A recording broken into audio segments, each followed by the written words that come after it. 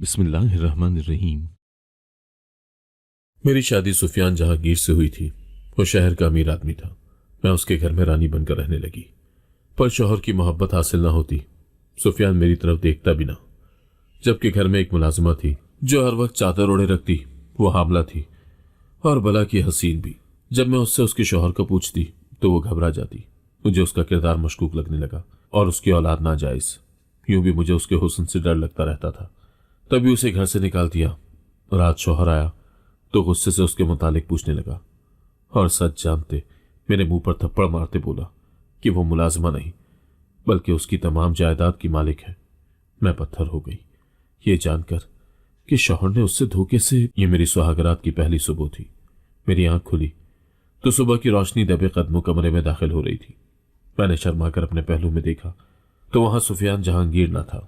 उसकी जगह उसके खूबसूरत वजूद से खाली थी। उसकी गैर मौजूदगी ने मेरा मूड ऑफ कर दिया। मैं एकदम उठकर बैठ गई और अपने बिखरे हुए बालों को समेटकर जूड़े की शक्ल दी। अपने बेतरतीब लिबास को ठीक किया। इतनी सुबह सुफियान कहाँ निकल कर चला गया, ये सोच सोचकर मैं परेशान हो रही थी। मेरे दिल में बेशुमार सवालात उठने लगे कि आखिर मुझे बिना बताए वो इतनी सुबह सुबह कहाँ जा सकता था। कमरे में उसकी मखसूस कोलोन की खुशबू अब भी बाकी थी, जैसे वो अभी कुछ देर पहले यहां से निकला हो।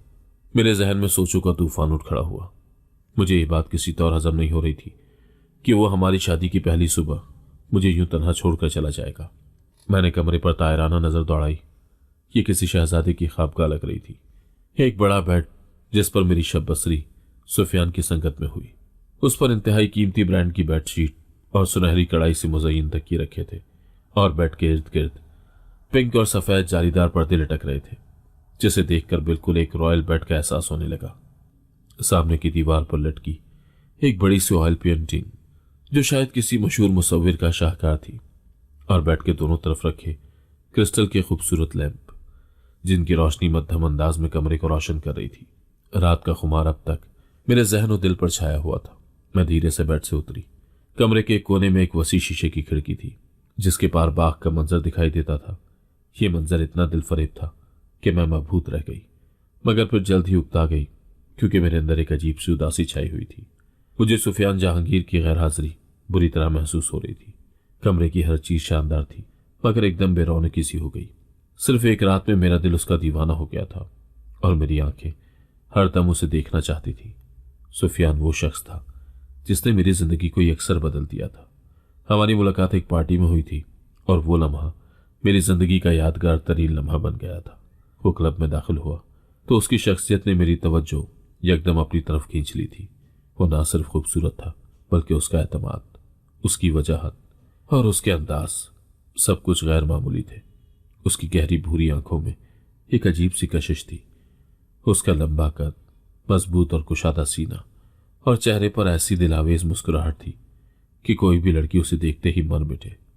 और मैं वहीं खड़े खड़े अपना दिल हार गई। उस रात उसने मुझसे चंद लम्हों के लिए बात की थी, लेकिन वो चंद लम्हे मेरे दिल की दुनिया बदलने के लिए काफी थे। उसने मेरे दिल पर ऐसा जादू किया कि मैं खुद को रोक न सकी। क्लब से निकलते समय उसने मुझसे जब नंबर मांगा तो उसे नंबर देते हुए मैं खुद को हवाओं में उड़ता हुआ महसूस कर रही थी। हमारे दरमियान रात गए लंबी फोन कॉल्स के सिलसिले शुरू हुए और मैं उसके ख्यालात सुन सुनकर उसके इश्क में बुरी तरह से गिरफ्तार हो गई। वो जब भी मुझसे मिलना चाहता मैं सारे काम छोड़कर उसके पास चली जाती और फिर उसकी मोहब्बत की दीवानगी ने मुझे उसके साथ शादी करने पर मजबूर कर दिया। लेकिन आज हमारी शादी की पहली सुबह वो मुझसे दूर था और ये बात मेरी समझ से बाहर थी। मैंने काफी देर इंतजार किया, लेकिन जब वो वापस ना आया तो मैंने बेचैनी से अपना फोन उठाया और उसे कॉल की। घंटी बज रही थी लेकिन सुफियान ने कॉल काट दी। मेरे दिल की धड़कन तेज हो गई। खुदा खैर करे वो और मेरी कॉल काटे। मैंने दहल कर सोचा और दोबारा कॉल मिलाई। इस बार भी उसने मेरी कॉल काट दी तो मेरी हैरत की इंतहा न रही। ऐसा क्यों कर रहा था वो? ये वो शख्स था जिसने मुझसे वादा किया था कि वो मुझे कभी तन्हा नहीं छोड़ेगा, लेकिन आज मेरी नई जिंदगी के पहले दिन वो खुद ही गायब था। मैं झुंझलाकर सोचने लगी कि क्या यह मुमकिन था कि वो किसी जरूरी काम में मसरूफ हो। लेकिन फिर दिल ने सवाल किया, क्या कोई शौहर अपने पहले दिन की दुल्हन को यूं अकेला छोड़कर किसी काम में कैसे मसरूफ हो सकता है? मैं अभी इसी परेशानी से नहीं निकली थी कि अचानक मुझे याद आया कि थोड़ी देर में मेरे घर से नाश्ता आने वाला था और ये नाश्ता कोई और नहीं बल्कि मेरी भाभी लेकर आ रही थी, और ये बात मेरे लिए मजीद परेशानी का बायस बन गई। वो पहले ही मेरी शादी पर खुश नहीं थी और मैं नहीं चाहती थी कि उसको यहाँ पर कोई भी बात बनाने का मौका मिले। वैसे भी वो मेरे इतने ऊंचे घराने में शादी हो जाने पर जलकर राख हो गई थी। उसका हसद छुपाए नहीं छुपता था, और मुझे सबसे ज्यादा फिक्र भी इसी बात की थी कि अगर उसने सुफियान जहांगीर का पूछ लिया तो मैं उसे क्या जवाब दूंगी। इन्हीं उलझनों में मैंने अपने लिए एक बेहतरीन ड्रेस निकाला और तैयार होने लगी, ताकि उससे मेरे मूड से कुछ भी अंदाजा न हो सके। मैंने आईने में अपने सरापे को देखा तो काफी हद तक मुतमईन हो गई। जेवर गहने की मुझ में कोई कमी न थी। मैंने सर से पैर तक खुद को जेवरात से सजा लिया। आईने में अपनी तैयारी को फाइनल टच दिया। मैं वाकई किसी अमीर तरीन शख्स की बेगम लग रही थी। मेरे होठों पर मुस्कुराहट सी आ गई। भाभी का तो मेरी ये तैयारी देखकर कहीं हार्ट ही फेल ना हो जाए। मैं तसव्वुर में उन्हें तिल मिलाता हुआ देख रही थी। इसी दौरान दरवाजा खुला। मैंने चौंक कर देखा, एक मुलाजमा चाय की ट्रे धकेलते हुए कमरे के अंदर दाखिल हुई। वो सर से पैर तक एक बड़ी सी चादर में लिपटी हुई थी। मेरी आंखें हैरत से फैल गई। उसने अपना चेहरा नकाब में छुपाया हुआ था, लेकिन नकाब से बाहर झांकती आंखें और गुलाबी रंगत ये बताने के लिए काफी थी कि वो बला की हसीन थी। इतनी हसीन मुलाजिमा को देखकर मेरा माथा ठनक गया। कौन हो तुम? मैंने हैरत से पूछा। मुलाजिमा नजरें झुकाए और नर्म लहजे में बोली, बेगम साहिबा, मेरा नाम सलमा है। किचन का काम मेरी जिम्मेदारी है। आपका जो भी खाने को दिल करे आप मुझे बता सकती हैं। मैं उसकी बात से ज्यादा उसकी पर्सनैलिटी देखकर हैरान थी। जाने क्यों उसे देखकर मेरे दिल में अजीबोगरीब खदशात पैदा होने लगे। एक तो वो गैर मामूली तौर पर हसीन थी, और दूसरा वो मुझे कहीं से भी मुलाजिमा दिखाई नहीं दे रही थी। उसकी यही बात मुझे खटक रही थी।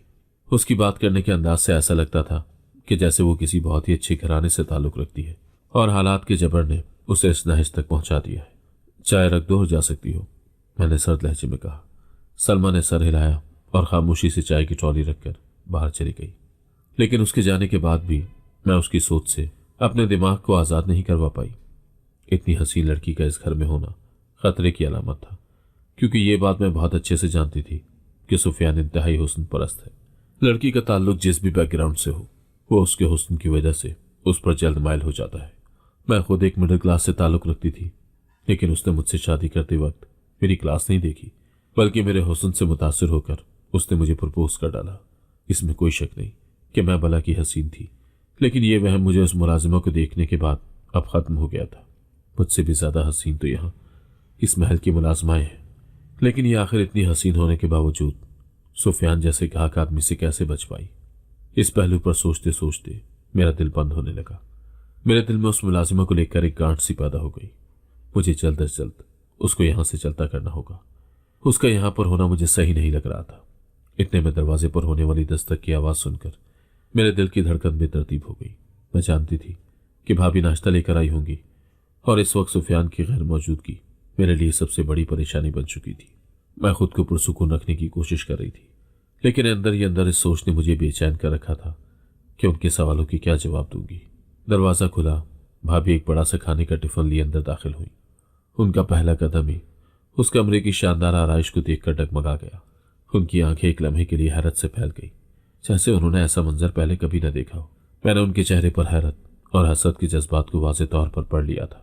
कमरे की शानो शौकत किसी को भी हैरान कर सकती थी, और भाभी का ताल्लुक तो हमेशा से एक मुतवसत तबके के माहौल से रहा था, जहां हर चीज में सादगी और बचत को तरजीह दी जाती थी। वो इस जगह को यूं देख रही थी जैसे कोई ख्वाब में किसी महल को देखता हो। अरे वाह, उन्होंने सराहते हुए लहजे में कहा, ये तुम्हारा कमरा है। उनकी नजरों ने एक एक गोशे का जायजा लिया। फानूस, बेड की चमकती रेशमी चादर, नफीस पर्दे और दीवारों पर लटकी खूबसूरत पेंटिंग्स, सब कुछ उन्हें जैसे हवास बाख्ता कर रहा था। लेकिन उन्होंने जल्दी से खुद को संभाला और अपनी जलन को चेहरे से छुपाते हुए एक जहरीली मुस्कुराहट के साथ बोली, लड़की, तुमने तो बड़ी ऊंची जगह हाथ मारा है। उनके इस घटिया और नापसंदीदा तबसरे पर मेरे दिल में जैसे आग सी लग गई। उनके अल्फाज मेरे लिए महज तंज नहीं थे, बल्कि इस बात का इजहार थे कि वो मेरी खुशियों को दिल से हजम नहीं कर पा रही थी। लेकिन मैं भी हार मानने वाली नहीं थी। एक हल्की सी मुस्कुराहट के साथ मैंने पलटकर जवाब दिया, बस किस्मत किस्मत की बात होती है भाभी। मेरे नसीब में इतना शानदार महल था तो जाहिर है मुझे यहीं आना था, वरना आपके भाई के 5 मरले के घर में तो मेरी जान ही निकल जाती। सारी जिंदगी बर्तन मांझ मांझ कर बर्बाद हो जाती। मेरी बात सुनते ही उनके चेहरे का रंग बदल गया। वो तिलमिलाते हुए टिफिन को सेंटर टेबल पर रखती हुई बोली, ऐसा तो ना कहो, मेरा भाई किसी से भी कम नहीं है, दिल का रईस बंदा है। अगर एजेंट पैसे ना डब होता तो इस वक्त वो बाहर डॉलर में कमा रहा होता। अब यहां भी कुछ कम नहीं कमा रहा। अपना जाती घर है, इस दौर में अपनी छत होना गनीमत है। तुम देखना, मेरे भाई के घर जो आएगी वो राज करेगी। मैं उनकी बात पर हल्का सा हंसी। दिल के रईस का अचार डालना है, मैंने इंतहाई तंजिया लहजे में कहा। बंदे का सचमुच में रईस होना बहुत जरूरी होता है। देखे ना, अभी सुबह का नाश्ता हमने होटल में करना है, बस सुफियान रेडी हो जाए तो हम फौरन निकलेंगे। मेरी ये बात सुनकर भाभी की आंखें फटी की फटी रह गई। वाकई क्या नाश्ता होटल में करोगे? अरे वाह। उनकी आंखों में शक और हसद के जज्बात और भी गहरे हो गए। मैंने अपने लहजे में लापरवाही का रंग लाते हुए कहा, हाँ ना, बल्कि सुफियान तो कह रहे थे कि डिनर भी डेली होटल में ही किया करेंगे। शाम को तैयार रहने को कहा है। मेरी बात ने जैसे उनके अंदर के हसद को और भी भड़का दिया। उन्हें तो चुप ही लग गई, वरना जिस तरह से वो अपने गंजे कंवारे भाई की तारीफ में जमीन और आसमान के कलाबे मेरे सामने जानबूझकर मिलाने लग गई थी, उससे तो मुझे यही लग रहा था कि आज उनका चुप होना मुहाल है। मगर मेरे कमरे के लग्जरी आइटम और मेरी बातों ने उनके दिल में जलती हुई आग पर मजीद तेल डाल दिया और उन्हें चुप सी लग गई। मगर उनके चेहरे के तासुरात वाज़ेह तौर पर बता रहे थे कि वो अंदर ही अंदर मुझसे शदीद हसद का शिकार हो गई हैं। उनकी नजरें एक बार फिर कमरे की शानदार आराइश पर घूमने लगी, जैसे ये सब कुछ उनके दिल को मजीद जलाने के लिए काफी हो। अभी उनकी जलन कम नहीं हुई थी कि अचानक दरवाजा खुला और सुफियान अंदर दाखिल हुआ।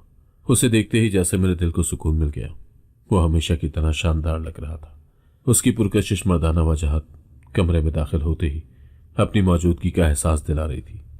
भाभी उससे मरूब होती दिखाई देने लगी और गड़बड़ाकर एकदम से उठी और उसे सलाम किया। सुफियान ने सलाम का जवाब सर के इशारे से दिया और मुझे देखते ही मुस्कुरा दिया और मेरे करीब आ गया। उसकी मुस्कुराहट ने मेरे दिल की बेचैनी को पल भर में खत्म कर दिया।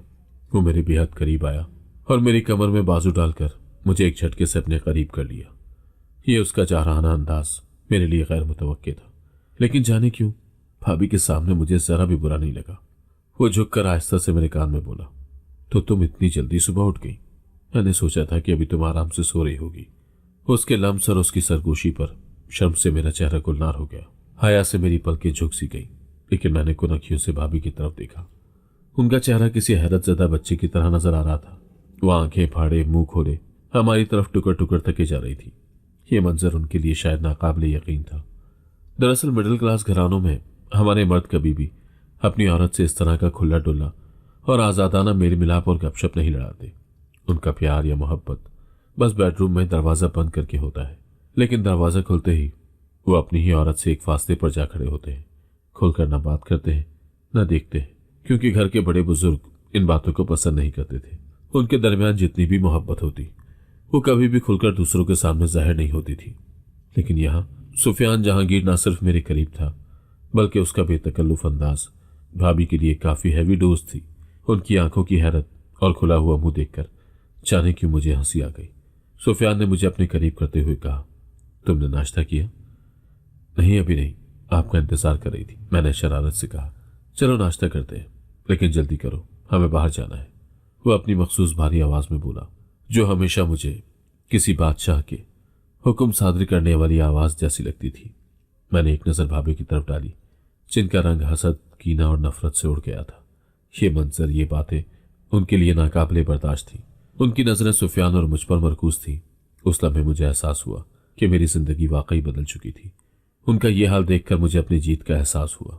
यह उनके लिए नाकाबिले बर्दाश्त था कि मैं न सिर्फ एक शानदार जिंदगी की मालिक बन गई, बल्कि मेरा शौहर भी मुझे किसी मलिका की तरह इज्जत दे रहा है। भाभी के लिए यह हकीकत कितनी तल्ख थी, मैं बहुत अच्छे से समझ सकती थी। हमारे साथ भाभी को मजीद वहां खड़ा होना मुहाल हो गया, तो वो फौरन ही सलाम दुआ किए बगैर ही पैर पर रखती हुई कमरे से बाहर निकल गई। सुफियान ने हैरत से भाभी को जाते हुए देखकर मुझे कहा, ये कहाँ जा रही है? इन्हें रोको। तो मैंने एकदम से उनकी गर्दन में बाहें हमाइल कर दी। जाने दे, मैंने मुस्कुराकर जवाब दिया। मुझे परवाह नहीं है, क्योंकि मेरे पास सबसे कीमती चीज आप है। सुफियान ने मेरे चेहरे को अपने हाथों में लेकर मोहब्बत से कहा, और मैं हमेशा तुम्हारा रहूंगा। वो खुमार आलूद लहजे में बोला। तो उस लम्हे मुझे यकीन हो गया कि मेरी जिंदगी का हर लम्हा सुफियान जहांगीर की मोहब्बत के हिसार में है, और भाभी का हसद या उनकी तल्ख बातें मेरे लिए अब कोई अहमियत नहीं रखती। शादी के बाद पहले चंद महीने ऐसे थे जैसे किसी ख्वाब में जी रहे हो। सुफियान का साथ, उसकी बातें, उसकी मोहब्बत, सब कुछ मुझे किसी जादुई दुनिया का महसूस होता था। वो मेरे गिर्द एक ऐसा हिसार बुन देता था जिससे बाहर निकलने का ख्याल भी मेरे दिल को दहला देता।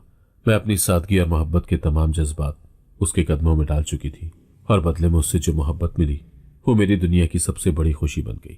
लेकिन जैसे जैसे वक्त गुजरता गया वो हिसार धुंधला होने लगा। उसके रवैये में एक सर्द महरी तर आई और वो ख्वाब जो मैंने उसके साथ सजाए थे आहिस्ता आहिस्ता बिखरने लगे। मुझे बहुत जल्द ये समझ आ गया कि सुफियान की मोहब्बत किसी चमकती हुई चीज की तरह है जो इब्तिदा में दिलकश और खूबसूरत लगती है लेकिन वक्त के साथ अपनी चमक खो देती है। वो मोहब्बत जो कभी मेरा महवर थी अब महज एक धुंधला सा साया बन चुकी थी। उसकी दिलचस्पी मुझसे खत्म हो चुकी थी और यह एहसास मेरे दिल को नोचने लगा था। पहले पहल मैंने इस तब्दीली को नजरअंदाज करने की कोशिश की, खुद को समझाती कि शायद वो वाकई काम में मसरूफ है या शायद जिंदगी के किसी मसाइल ने उसे परेशान कर रखा है। लेकिन हकीकत यह थी कि ये सब बहाने थे। सुफियान की मोहब्बत एक मुहिम की तरह थी जो उस वक्त तक जारी रहती जब तक वो औरत उसके हिसार में ना आ जाए। लेकिन जैसे ही वो मुकम्मल तौर पर उसकी हो जाती वो उससे दिल हटा लेता, जैसे एक किताब जो पढ़ने के बाद अलमारी में बंद कर दी जाए। मेरे साथ भी ऐसा ही हुआ। वो जो कभी मेरी एक मुस्कुराहट के लिए दुनिया के मसाइल को भुला देता था अब मेरी तरफ देखना भी गवारा नहीं करता था। उसकी गैर मौजूदगी मेरे वजूद को खाली कर रही थी। वो घर आता तो महज चंद घंटों के लिए, वो भी सिर्फ रस्मी तौर पर। अब उसके दिन और रात दोनों ही घर से बाहर गुजरते थे। शुरू में मैं उसकी लापरवाही को समझने की कोशिश करती रही, उसके लिए खुद को हर तरह से संवारती, अपनी शख्सियत को निखारने की कोशिश करती ताकि वो एक बार फिर मेरी तरफ मुतवज्जह हो। लेकिन उसने मेरे सामने एक ऐसी दीवार खड़ी कर दी थी जिससे मैं सर तो टकरा सकती थी लेकिन उसके दिल तक दोबारा रसाई हासिल करना नामुमकिन था। वो मेरी हर तरह की कोशिश को इस तरह नजरअंदाज करता जैसे मैं उसके वजूद का हिस्सा ही ना हूं। एक रात जब वो देर से घर आया मैंने हिम्मत करके उससे बात करने का फैसला किया। वो लाउंज में बैठा फोन पर किसी से बात कर रहा था। उसका अंदाज इतना मेरी तरफ से लापरवाह था जैसे वो किसी ऐसे शख्स से बात कर रहा हो जिसे वो बहुत अहमियत देता हो। मैंने उसके फारिग होने का इंतजार किया लेकिन फोन बंद करके वो गेम खेलने लगा तो मेरी बर्दाश्त खत्म हो गई। तो आखिरकार मैंने खुद ही पहल की। सुफियान, मुझे तुमसे बात करनी है। मेरी आवाज हल्की सी लरज रही थी लेकिन मैंने खुद को मजबूत जाहिर करने की कोशिश की। उसने फोन बंद किया और सरसरी से नजर मुझ पर डाली। क्या बात है? उसके लहजे में वो गर्मजोशी नहीं थी जो पहले हुआ करती थी। ये सब क्या हो रहा है? मैंने झिझकते हुए पूछा। तुम मुझसे इतने दूर क्यों हो गए हो? तुम्हें पता भी है कि मैं तुम्हारी गैर मौजूदगी में कितनी तन्हा महसूस करती हूँ। मैंने उससे मोहब्बत की भीख मांगी, अपनी जिंदगी की सबसे कीमती जज्बात उसके सामने रख दिए लेकिन उसने उन्हें ठुकरा दिया। वो मोहब्बत जो कभी मेरी दुनिया में थी आज उसके लिए एक बोझ बन चुकी थी। उसके बाद के दिन मेरे लिए अजियत से कम नहीं थे। हर लम्हा उसके करीब होने की कोशिश करती लेकिन हर बार मुझसे वो और दूर हो जाता। उसकी बेतनाई ने मुझे अंदर से तोड़ कर रख दिया। मैंने उसके दिल तक पहुंचने के लिए हर मुमकिन कोशिश की लेकिन वो दीवार जिसे उसने हमारे दरमियान खड़ा कर दिया था वो नाकाबिले अबूर थी। उसकी रातें तो हमेशा ही बाहर गुजरती थी, अब दिन को भी वो गायब रहने लगा। अगर घर आता भी तो महज चंद घंटों के लिए और वो वक्त भी वो अपने फोन या लैपटॉप पर गुजारता। मैं तो जैसे उसकी जिंदगी में कोई वजूद ही न रखती थी। मैं उसके सामने मौजूद होकर भी मौजूद नहीं थी। वो मेरी तरफ एक नजर तक न डालता। एक रात मैंने आखिरी बार हिम्मत करते हुए उसके कमरे में जाने की कोशिश की। जी हाँ, अब हम एक ही छत के नीचे अलग अलग कमरे में रहते थे। वो जाग रहा था मगर जो ही मैं दरवाजा खोलकर अंदर दाखिल हुई उसने फौरन ही अपनी आंखें मूंद ली। उसकी ये बेहिसी देखकर मेरा दिल चाहा कि मैं खूब चीखूं मगर बर्दाश्त करके आहिस्ता से कहा, मुझे मालूम है सुफियान, तुम इस वक्त जाग रहे हो। क्या तुम्हें अंदाजा है कि हमने आखिरी बार कब एक दूसरे के साथ रात गुजारी थी? तुम्हारी ये बेरुखी मुझे किस हद तक तकलीफ दे रही है तुम्हें एहसास है क्या? वो बेजारी से बोला। तुम हर वक्त एक ही बात करती हो, क्या तुम्हें कोई और काम नहीं है? मेरी आंखों में आंसू भर आए। मोहब्बत करना मेरा काम है सुफियान, लेकिन तुमने तो मुझे इस मोहब्बत के काबिल भी नहीं समझा। मोहब्बत? वो हंसा, लेकिन उसकी हंसी में मोहब्बत की गर्मी नहीं बल्कि तंज था। मोहब्बत बस जिस्म का हुसूल है और तुमने उसे अपनी जिंदगी बना लिया है। मुझे ये फजूल बातें मत सुनाओ। उस रात उसके अल्फाज ने मुझे मुकम्मल तौर पर तोड़ दिया। मैंने जान लिया कि उसके दिल में अब मेरे लिए कोई जगह बाकी नहीं रही। वो मोहब्बत जो कभी मेरा सब कुछ थी अब सिर्फ एक शराब बन चुकी थी और उस शराब के पीछे भागते भागते मैं अपनी जात खोने लगी थी। मेरे दिल के अंदर एक अजीब सी जंग जारी थी। एक तरफ मैंने खुद को सुफियान की सर्दमहरी के साथ जीने के लिए आमादा कर लिया था, तो दूसरी तरफ मैं ये बात समझ चुकी थी कि जितना भी मैं सुफियान से मोहब्बत की भीख मांगूंगी, जितना उसे समझाने की कोशिश करूंगी, वो उतना ही मुझसे दूर होता चला जाएगा। वो मुझसे चिढ़ने लगा था और मैं जानती थी कि अगर ये बेनाम सा रिश्ता भी टूट गया तो मेरे पास कुछ भी नहीं बचेगा। ये शहजादियों जैसी जिंदगी, ये महल, ये शान शौकत, ये आसाइशें, सब कुछ एक झटके में मुझसे छिन सकती है और पलटकर अपनी पुरानी मिडिल क्लास जिंदगी में वापस जाना, जहां महदूद वसाइल और बेशुमार मजबूरियां थी, और सबसे बढ़कर भाभी के ठट्टे खुद पर बर्दाश्त करना मेरे लिए मुमकिन न था। लेकिन एक बात ऐसी थी जिस पर मेरा दिल सब्र नहीं कर पा रहा था, और वो थी सलमा, जो यहाँ एक मुलाजिमा थी जिससे मैं शदीद चिढ़ने लगी थी। वो मुझे इंतहाई मशकूक लगती। मैं जानबूझकर उसकी शिकायत सुफियान से करती, लेकिन उसके कान पर तो जूं तक न रेंगती। सुफियान का उसके लिए अजीब हद तक नरम रवैया था, और यही बात मेरे लिए एक सवालिया निशान थी। वो हर वक्त चादर में लिपटी रहती, लेकिन उसका पेट दिन ब दिन बढ़ता जा रहा था। ऐसा लगता था जैसे वो हामला है, और इस बात की तस्दीक उसने खुद ही आकर दी थी। मुझे तो उससे घिन आने लगी कि न जाने किसका गुनाह पेट में डाले फिर रही है। मुझे उसके बेपनाह हुस्न से भी खौफ आने लगा, क्योंकि सलमा के चेहरे पर झलकती मासूमियत और नकाब से झांकती बड़ी बड़ी आंखें किसी को भी दीवाना बना सकती थी। और उसकी यही मासूमियत मेरे लिए जहर थी, क्योंकि उसका हर अंदाज, हर हरकत सुफियान की तवज्जो को अपनी तरफ मबजूल कर रही थी। मुझे याद है जब मैंने पहले दिन सलमा को घर में देखा था, तो उसका हुस्न मेरे जहन में एक अजीब सा खदशा पैदा कर गया था। वो एक आम मुलाजमा नहीं लगती थी। वो हसीन थी, भला की हसीन, लेकिन वो अपने इस हुस्न के पीछे कुछ छुपा रही थी, और यही चीज मुझे बेचैन करती थी। वक्त के साथ साथ सुफियान का रवैया उसके साथ बदलने लगा। वो जिस लापरवाही से मुझे नजरअंदाज करने लगा था, इसके बरक्स उतना ही वो सलमा को अहमियत देने लगा, बल्कि उसकी जरा सी गैर मौजूदगी उसे बेचैन कर देती थी। अगर कभी सलमा नजरों से ओझल हो जाती तो सुफियान पूरे घर को सर पर उठा लेता। वो हर मुलाजिम से सलमा के बारे में पूछता, उसका नाम जोर जोर से पुकारता, जैसे वो कोई आम मुलाजिमा नहीं बल्कि उसके लिए कुछ खास हो। और ये खास रवैया मेरे दिल में एक अजीब सी आग लगा देता था। एक बार मैंने हिम्मत करके सलमा से पूछ लिया, सलमा, तुम्हारे शौहर कहाँ हैं? वो तुम्हें छोड़कर क्यों चले गए? मेरे सवाल पर वो घबरा गई। उसने नजरें नीची कर ली और कहा, बेगम साहिबा, मैं इन बातों के बारे में बात नहीं करना चाहती। यह जवाब मेरे शक को और भी गहरा कर गया। आखिर वो अपनी जिंदगी के बारे में बात करने से घबराती क्यों थी? और सबसे बढ़कर सुफियान को उसमें इतनी दिलचस्पी क्यों थी? वो हर बार सलमा के इर्द गिर्द मंडलाता नजर आता। सुफियान की एक फितरत मेरे लिए कोई नई बात नहीं थी। मैं जानती थी कि वो औरतों को अपनी जिंदगी में इस्तेमाल करने का आदी है, और जैसे ही वो मुकम्मल तौर पर उसकी हो जाती, वो उनसे दिलचस्पी खो देता था। लेकिन सलमा एक मुलाजिमा थी, उसका मयार इतना कैसे गिर गया? यही बात मेरी समझ से बालातर थी। सलमा की हामिला हालत भी मेरे दिल में कई सवालात को जन्म दे रही थी। खुदा जाने कि उसके पेट में पलने वाली औलाद किसकी थी? क्या यह मुमकिन था कि वो बच्चा सुफियान का हो?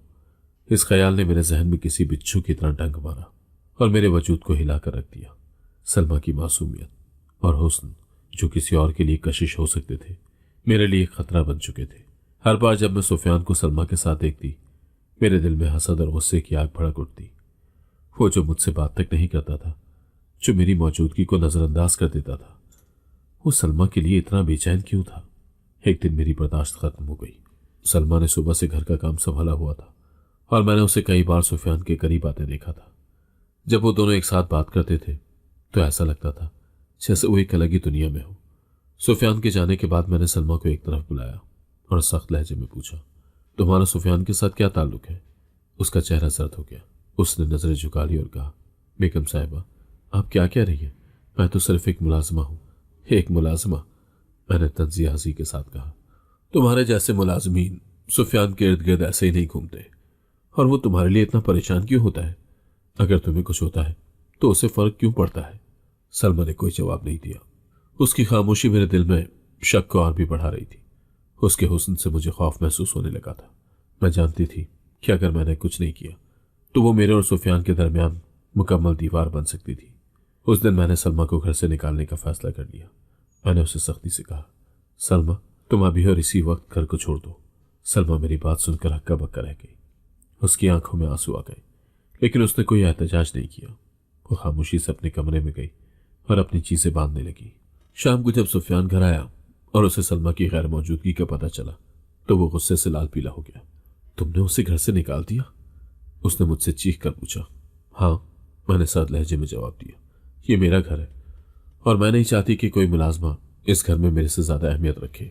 सुफियान ने मेरी तरफ देखा और उसकी आंखों में वो वहशियाना गुस्सा था जो पहले मैंने कभी नहीं देखा था। तुम्हें नहीं मालूम कि तुमने क्या किया है, वो बोला। सलमा इस घर की मुलाजिमा नहीं बल्कि। उसने अपनी बात अधूरी छोड़ दी और कमरे से बाहर निकल गया। मेरे दिल में कई सवालात उभरने लगे। सलमा कौन थी और सुफियान के लिए वो इतनी अहम क्यों थी? लेकिन एक बात तो तय थी कि मैं उस खतरे को मजीद बर्दाश्त नहीं कर सकती थी। इस घर की रानी सिर्फ मैं हूं और कोई दूसरी औरत यहां मेरे मकाम को चैलेंज नहीं कर सकती। सोच सोचकर मेरा दिमाग फटा जा रहा था और मैं कमरे में टहलने लगी।